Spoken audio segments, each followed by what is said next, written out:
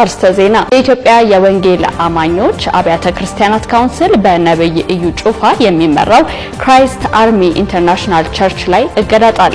ክራይስት አርሚ ኢንተርናሽናል ቸርች በካውንስሉ በምዝገባ ቁጥር 03111 የተመዘገበች የሃይማኖት ተቋም ሆኗ ይታወቃል። ቤተክርስቲያኒቱ የካውንስሉ አባል ስትሆን ልታከናውናቸው ከሚገቡ መመሪያዎችና ደንቦች መካከል አንዱ የካውንስሉ አባላት ስነ ምግባር መመሪያ መሆኑንም ካውንስሉ ገልጿል። ይሁን እንጂ በስነ ምግባር መመሪያው አንቀጽ 9.3 ላይ የስነ ምግባር ግድፈቶች ተብለው በዝርዝር የተገለጹትን ተግባራት በቤተክርስቲያኒቱ መሪ መፈጸሙን ማረጋገጡን ካውንስሉ አስታውቋል። ናሁ ቴሌቪዥን መረጃውን በሚመለከት ለኢትዮጵያ የወንጌል አማኞች አብያተ ክርስቲያናት ካውንስል ስልክ የደወለ ሲሆን የመረጃውን እውነትነት አረጋግጠናል። በመሆኑም ጉዳዩ በካውንስሉ ስነ መለኮት ኮሚሽን እና የህግ ኮሚሽን ታይቶ በሚመለከታቸው አካላት የመጨረሻ ውሳኔ እስከሚሰጥ ድረስ የቤተክርስቲያኒቱ ፈቃድ ታግዶ የሚቆይ ይሆናል። ካውንስሉ አያይዞም ሁሉም የካውንስሉ አስተዳደራዊ መዋቅሮችና የሚመለከታቸው የመንግስት አካላት ይህንንና ከዚህ በኋላ የሚተላለፉ ውሳኔዎችን